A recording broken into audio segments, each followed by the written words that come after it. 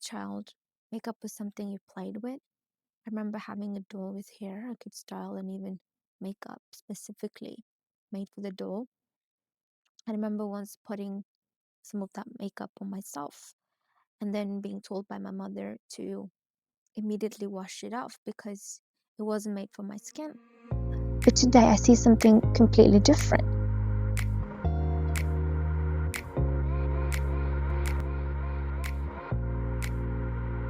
Using those products on a daily basis, it is becoming part of their lives and becoming part of their childhood. Kids doing skincare routines, makeup. Guys, I have to do my skincare now. Do you want to? I do now? Okay. This is my first time doing my skincare. Oh no. Oh no. This is my first time. Oh my god. That's so many. Oh my god. When did kids start wanting makeup products and cosmetics instead of toys? When did that become part of their childhood more than toys?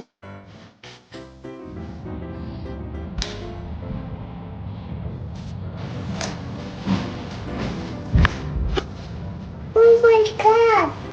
Because makeup is kids imitating to be adults, which is not something new. Kids have always wanted to act older than they are, but childhood became a marketplace, which these makeup companies, have now turned kids into the new consumers. Let me just tell you why I care so much and why this matters, because I have younger siblings. I have two younger sisters around age 10, and I have been at their school events and I see these young kids using makeup. You need to go inside the house and wash your whole face off. You're in 8th grade wearing them big old granny panty lashes and then big You're old... a hater. Well, it's not my fault. Your daughter's a baddie and she wants to get baddie for school. She wants to be a baddie for school. My body, my face, so I could do whatever I want, put whatever I want on my face.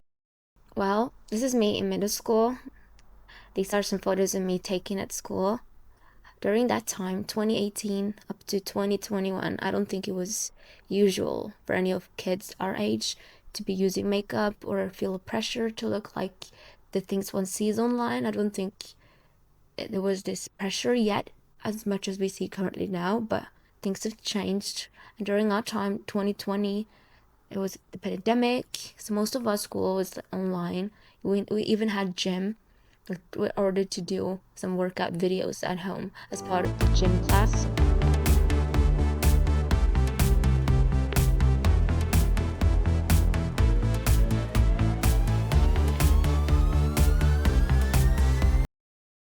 Advertisement of skincare and makeup as if it's a normal part of childhood. I'm going to teach you how I created this soft, everyday makeup look on my daughter Penelope. First, I'm making sure that her skin's really hydrated with the Instant Angel Moisturizer. She doesn't need any...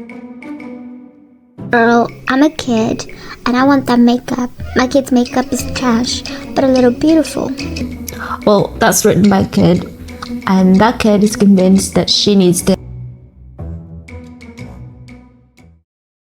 So the problem isn't just makeup, it's that it starts to become a necessity.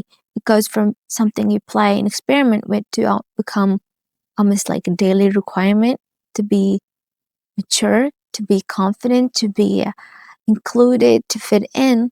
Ready with me for my Barbie shoot. So first we need concealer. That's a little too much blush. That's not. It is. There's more stuff to blend. You do need to blend. There's more stuff to blend. Okay. Uh-oh. We're going to put my fake eyelashes on and then see if my dad notices.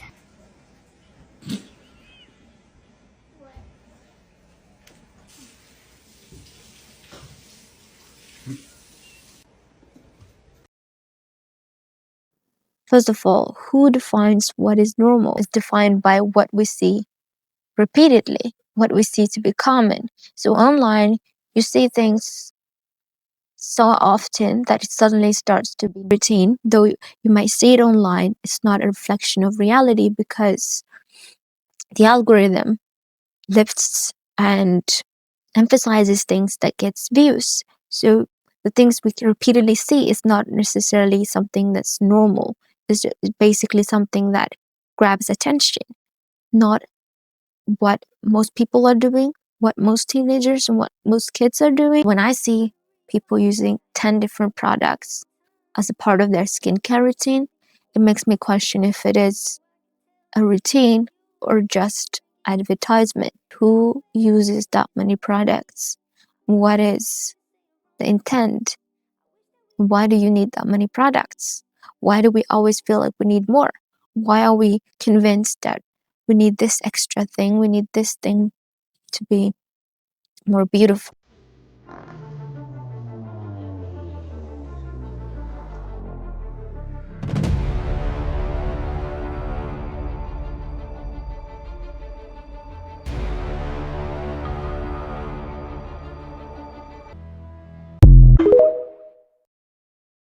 You would only need 2 products, and that's the moisturizer and sun lotion. Everything else is actually extra, and sometimes mixing up, layering up different products is not for your best interest because those products may not even react well. The layering, the mixing.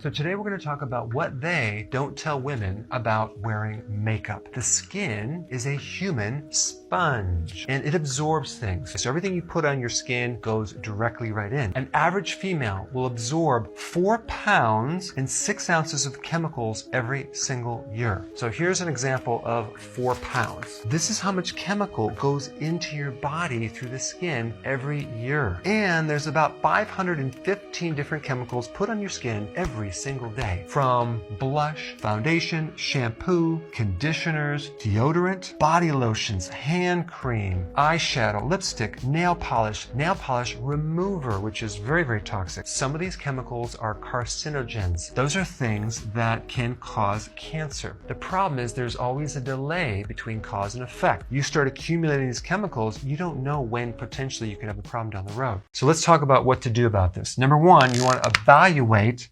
what your body's being exposed to, each one of these, okay? And then replace them. Go to the health food store and start having some blush and foundation that's actually more natural, less toxic. Yes, it's going to be a little more expensive, but it's going to be very healthy for you in the long run. Dermatologists recommend using less because more does not mean better care. Sometimes less means better care because you're not mixing up different products, layering it upon your skin, and sometimes that leads to inflammation and allergical reactions. And kids' skin is quite sensitive. Your young skin is quite sensitive compared to an older woman.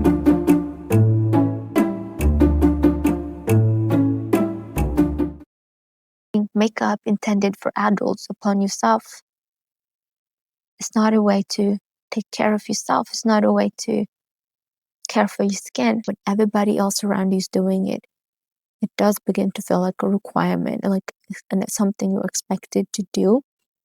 I even have an experience of that myself. A while ago, my friend and I attended an event.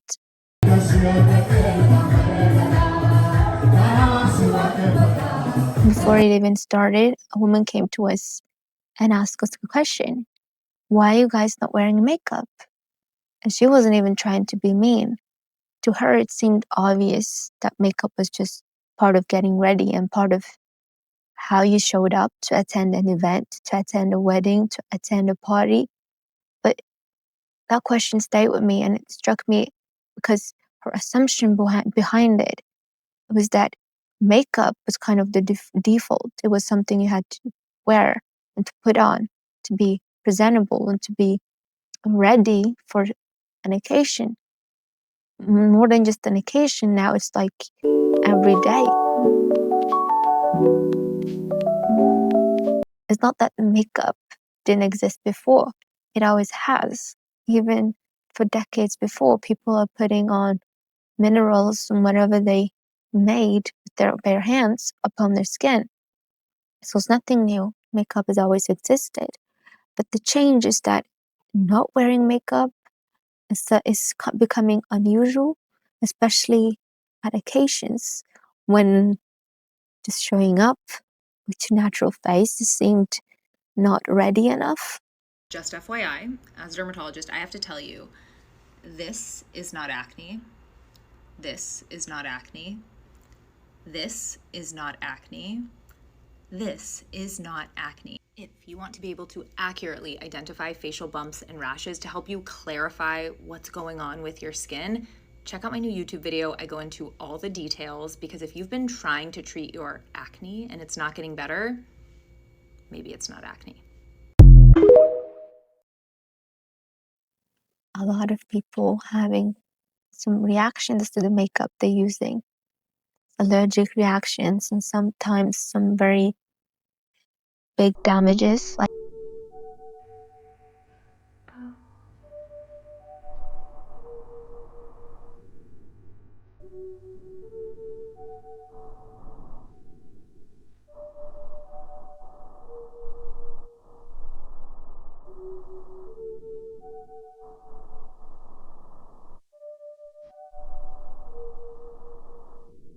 Someone paid for acne treatment after seeing my face in an advertisement, but the thing is, I've never been a patient there. A few weeks ago, someone emailed me and told me that my acne videos were being used in an ad for a skin clinic in UAE. I was so confused because I've never had skin treatment outside of Australia. I've never worked with that clinic. I've never given anyone permission to use my content, but somehow my face ended up in their advertisement anyway. And honestly, this isn't the first time. Over the years, I've found multiple companies using my photos and videos without my permission. Whenever I find them, I report them, but I can't see everything, obviously. So I wanted to talk about this because when you're struggling with acne, it's really easy to see before and after photo and think, maybe I should try that too. Trust me, I've been there.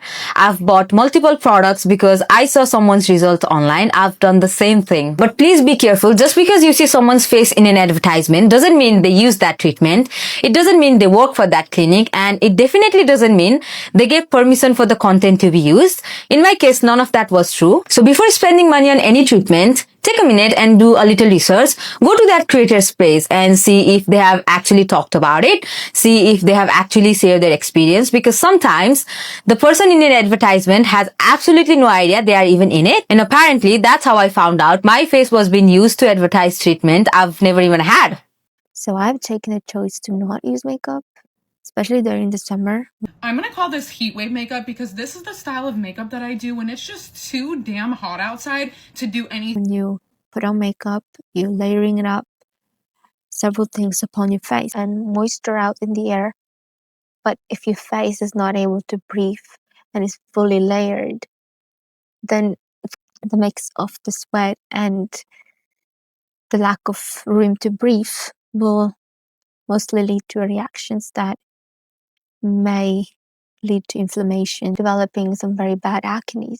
So in response to that, maybe that's the skincare routine. Yes, I am scared to do this. Literally last week, I would not have been caught dead coming to school without makeup. Ever since middle school, I've always had to do something to my face whenever leaving my house. I honestly kind of forgot what I naturally look like, so I'm trying to be more comfortable with it. I was already getting a little scared walking in, but once I ripped off the band-aid and I was just in class with my friends, I was literally fine, and it was like as if nothing even happened. But I always get anxiety because I think I care too much about what other people think of me, and when I'm not wearing makeup, I feel like I don't look as put together. But honestly, I was even more productive today than I normally am. Maybe because I wasn't Snapchatting people, I was less distracted. But by third period, I had a pimple starting to percolate on my nose. My skin is definitely way more clear than it used to be, but last year, if I had a single mark on my face, I had to cover it with concealer. I'm aware that now I have good skin, and I know I look normal without makeup, but I'm trying to learn to be more comfortable without it. If you ever want to give your skin a break and not wear makeup, please know that everyone is going to love you just as much as they normally do. How you look does not define your worth. You're just as smart, beautiful, and kind without foundation. But I was really scared to come to school like this just because I know so many people here, but I'm really happy I did. This is me all happy in my car. Anyways, bye guys, I love you.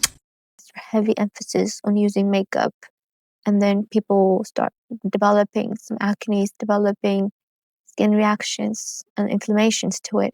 And then we got the other side showing you different products to use to take care of it. But if we start to question what is causing it, well, mostly the makeup. Sometimes it's residue. When you wash off the makeup, sometimes it remains from yesterday, but your face doesn't get the chance to be free. Next day comes and just layers over it again. I noticed you're not wearing any makeup. Yes. Why is that? So much of who I am is based around being honest and open and vulnerable. If I'm tired, I want you to know I'm tired. Like, I work hard. Good. You should know I'm tired. You know, I have clear skin and I'm like glowing. I want you to see that too. But the point is, I want you to see the reality of what it's like to be a human, to be a woman. I think makeup is a beautiful art form and a form of expression. I'm not anti-makeup. I'm just pro feeling confident in yourself without it. You probably wouldn't believe it, but from ages like 12 to 22, I hated myself. Like, I hated myself physically, the way I looked. I didn't like the way I talked. I didn't like the way I sang. In order to feel really, really confident and comfortable in your skin, you gotta know what it's like to feel really, really not confident and uncomfortable in your skin. People in the industry and on the outskirts of the industry, and even some people in my personal life had told me, if you don't wear makeup, you're not gonna get signed. And it took a lot of me sticking true to what I believed and being like, no, this is why it's gonna work. Now everyone says, by the way, I see you don't wear makeup, and that is amazing.